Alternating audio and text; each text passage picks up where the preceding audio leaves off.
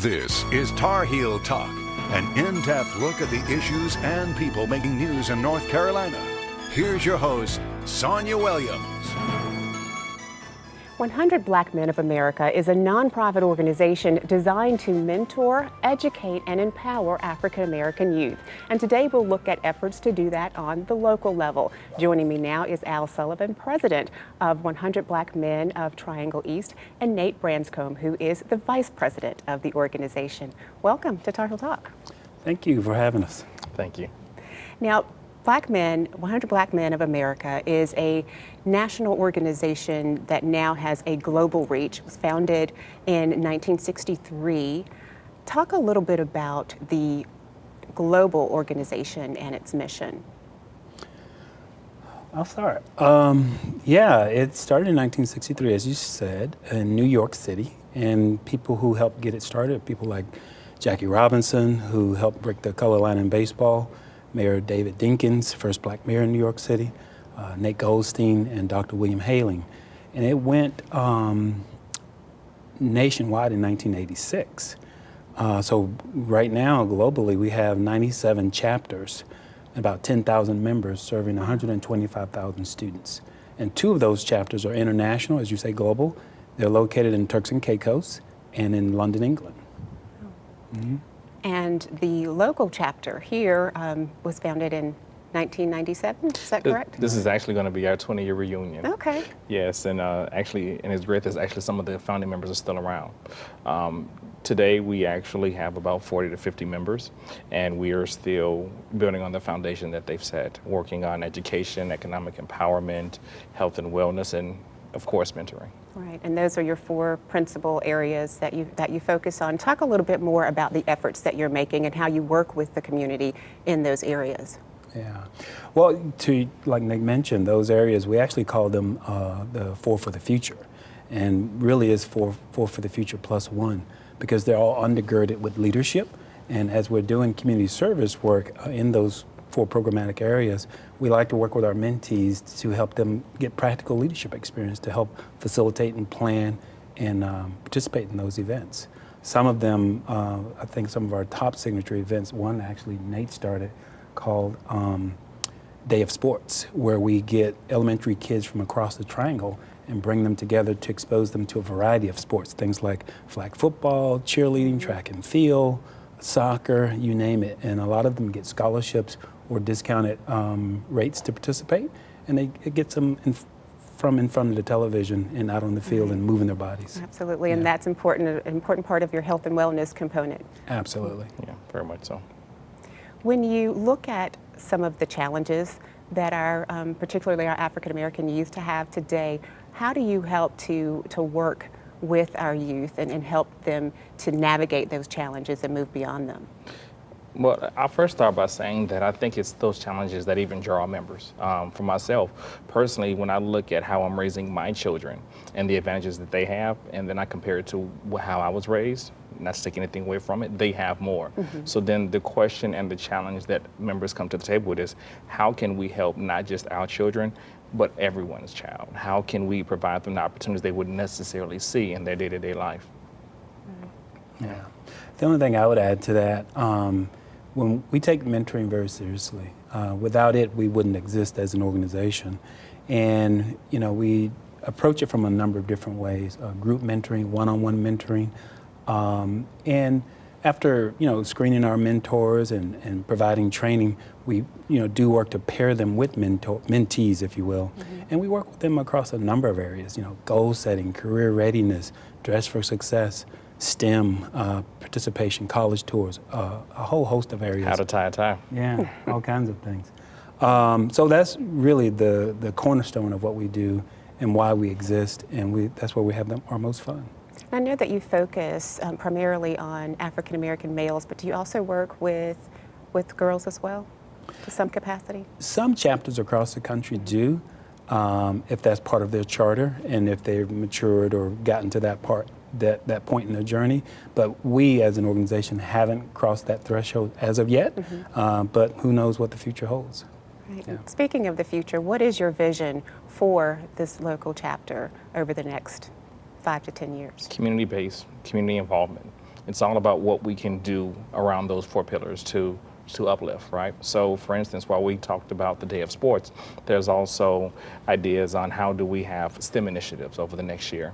How do we do economic empowerment in terms of taking those individuals that are 21 plus and helping them obtain jobs in different career paths? So it's all about it's all about building on the foundation of mentoring, and looking at mentoring is not just from a 6th grader to a high schooler, but how do we do it throughout life, at the collegiate level, at the parental level, at the community level.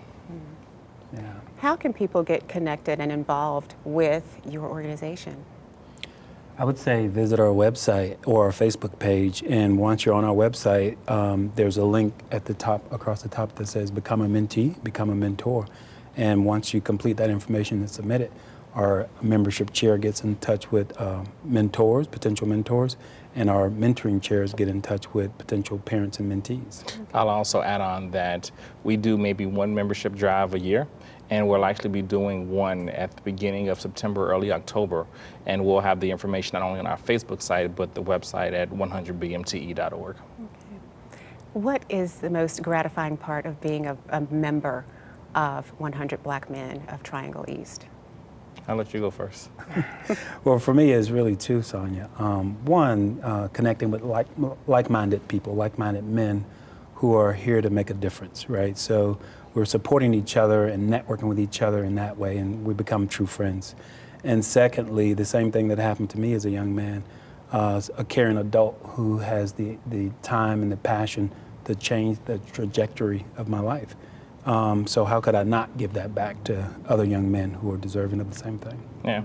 So Al cheated. He stole one of mine because he did too. But what I'll say is this: it's the ability to show someone something that they hadn't seen before, right? Whether it's, hey, you know what, I've never seen a CPA or an accountant, right? And I didn't know that I can do that for a living. Or, wow, you know what, I've never been on Duke's campus, even though it's right in my backyard. So it's exposing someone to something that they may not have necessarily been exposed to without us. Absolutely. Nate and Al, thank you both for the work that you're doing, and thank you for being our guest today. Thank you for having us. Thank you for having us, Sonia. Up next, using the power of mentorship to change lives. We'll explain when Tar Heel Talk continues.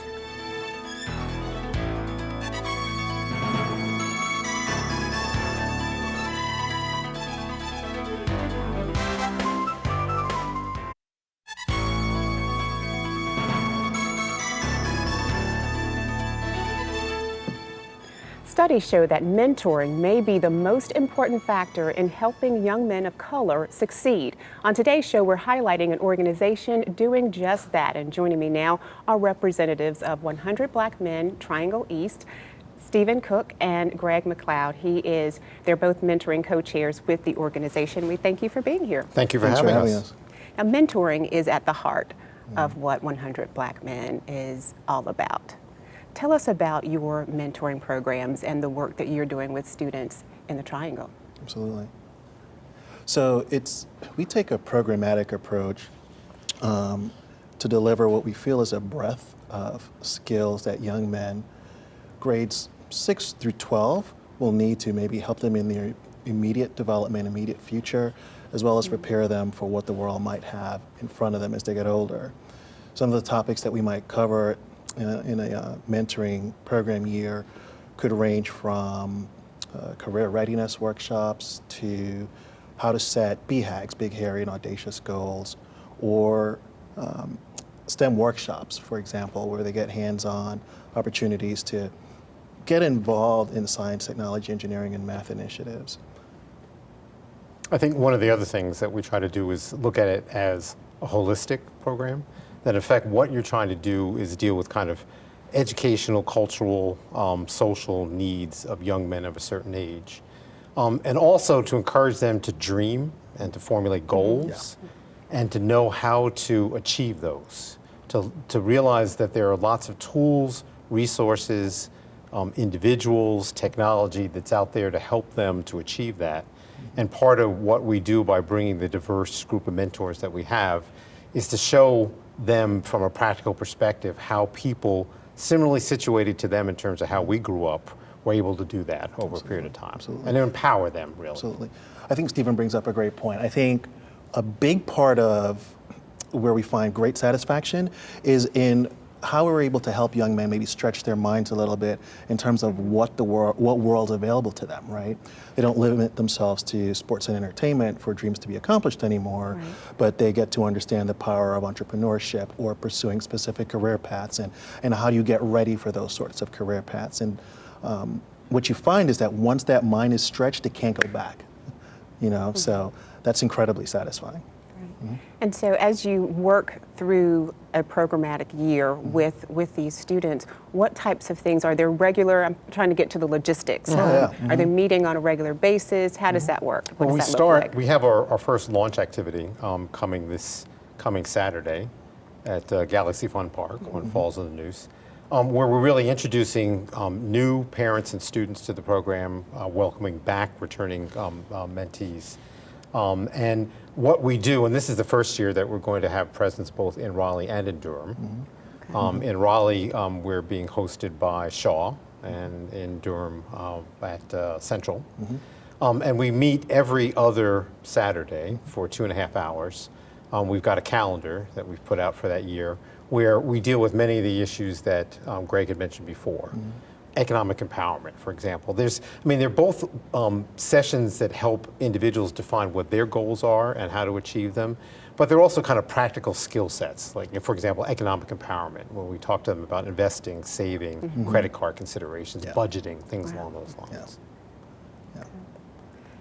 And so expanding to Durham will allow you to reach even more.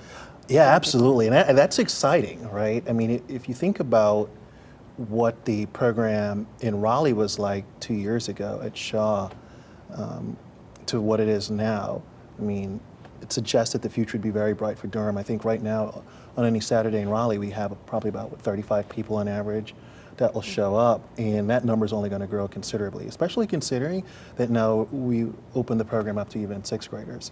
And so you'd imagine in Durham, where we've been seeing that there's interest for something like this, 2 years from now, that program should be fairly robust as well. So it's very exciting.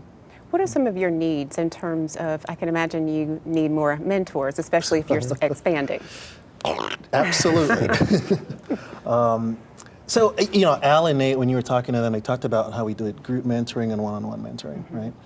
The more mentors we get, the more likely we are to be able to fulfill the desire to do one-on-one mentoring.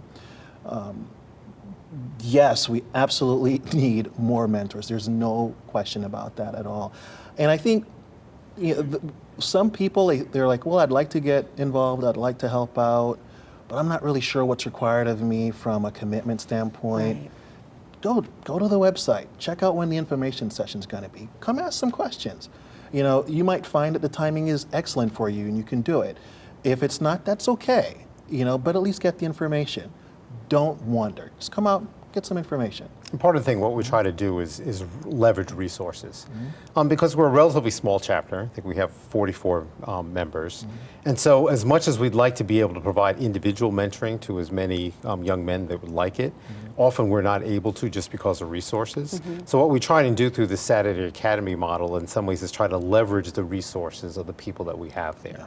And we have mentors who come to that Saturday Academy who are from kind of a broad cross-section of professions, backgrounds, interests, and the like, so that the mentees have that ability to interact with people who've got that. And as is the motto of the 100 in general, is like they will be what they see.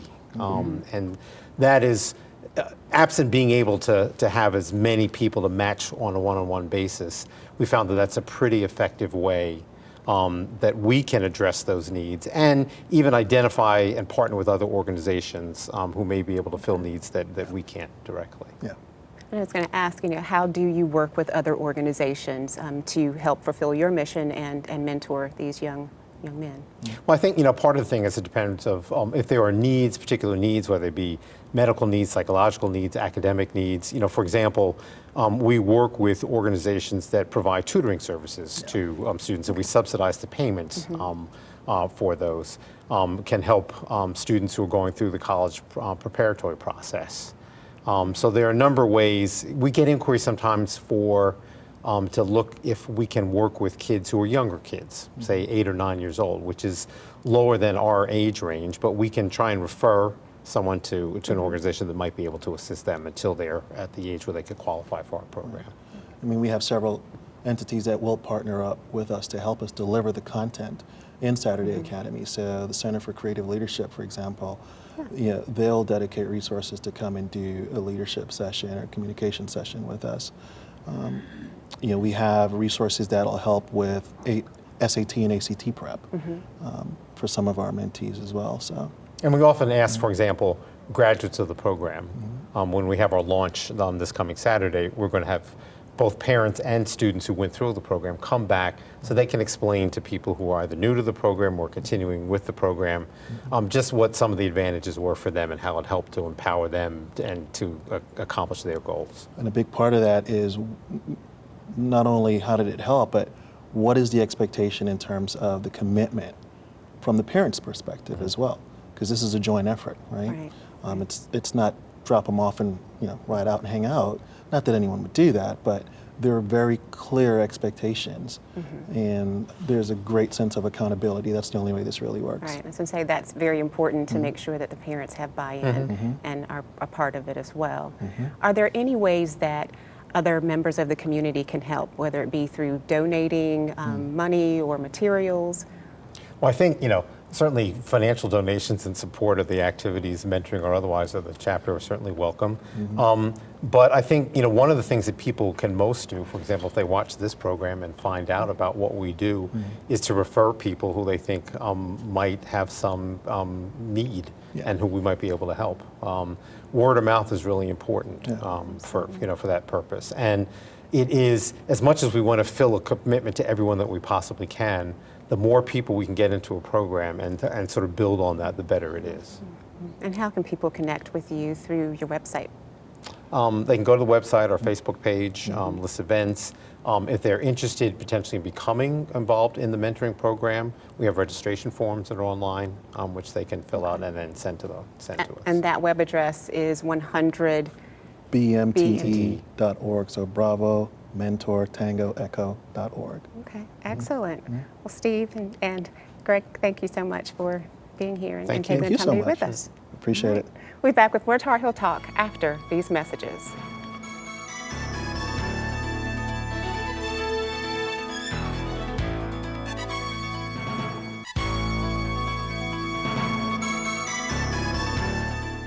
Welcome back to Tar Heel Talk. I'm Sonia Williams. Today's show focuses on 100 Black Men of America, an organization designed to mentor, educate, and empower African American youth. Now, earlier in the show, we heard from members of the group, and now we'll hear from a family who is participating. Joining me now is Shonda Swan and her son, Joshua. Joshua is a mentee in the program. Thank you both for being with us. Thank you for having us.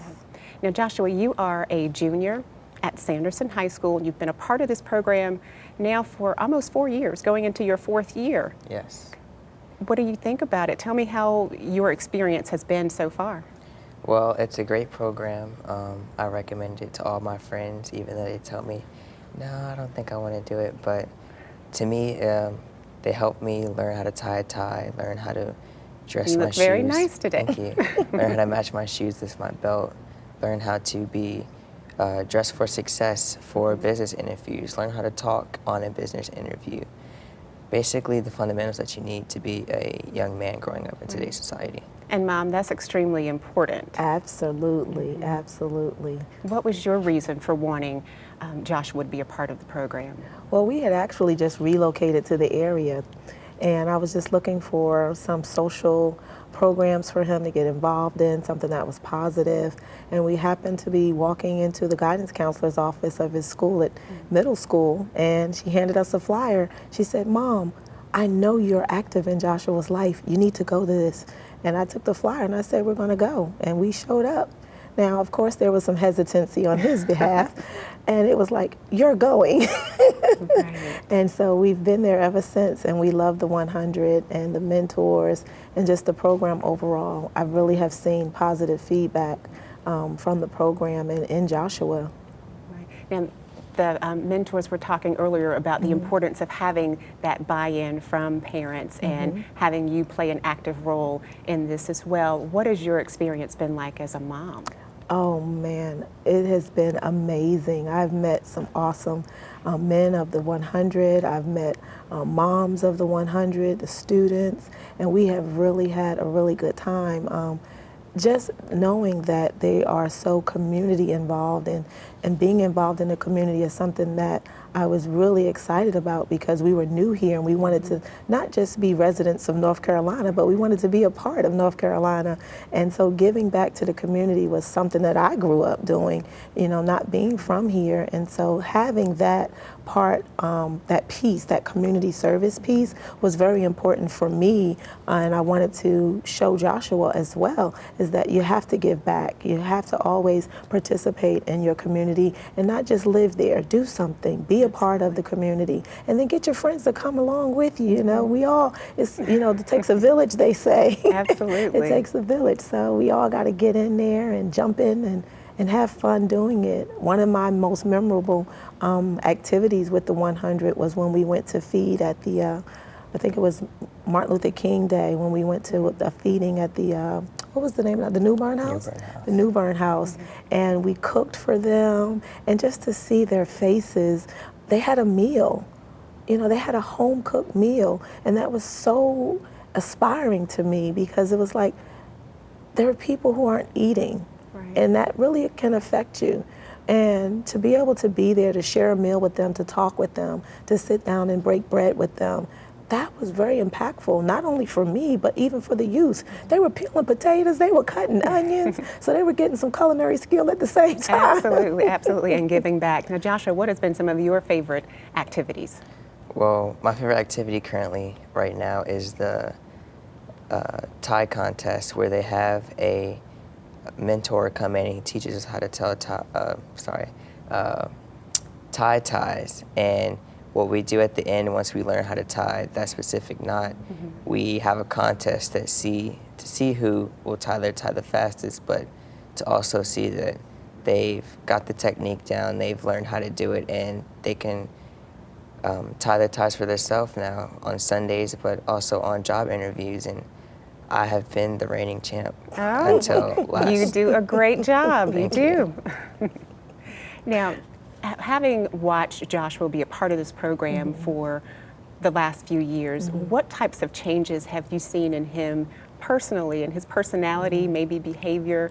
What changes have you seen? He's making his own bed. Awesome. And he gets in the kitchen a little. He's eager to get up in the morning for school. I don't have to go in and say, get up, get up. His alarm clock's set and he's jumping up and he's ready to go to school. One of the other things, being a part of the 100, was we met a mom who had started a chess activity and a chess game for Miss Loretta Fahim, and she's very active with the program as well. And he started going to chess, and just from participating in the chess activity on Saturday after the 100, his math skills just went up.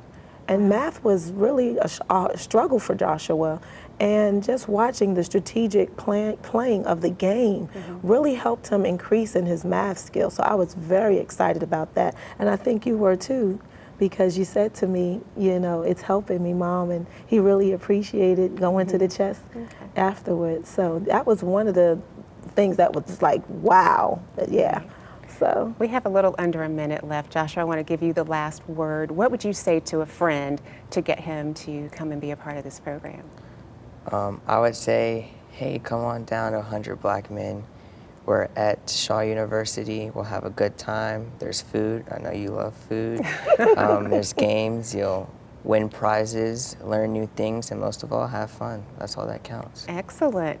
Well, we're expecting great things from you in the future. Thank you so much for sharing your story. Thank you both for being with us today. thank you for having us on there. That's it for this week's Tar Heel Talk. To comment on this or other episodes of the show, like us on Facebook, follow us on Instagram, or send an email to tarheeltalk@fox50.com. I'm Sonia Williams. Thanks so much for watching. We'll see you again next week.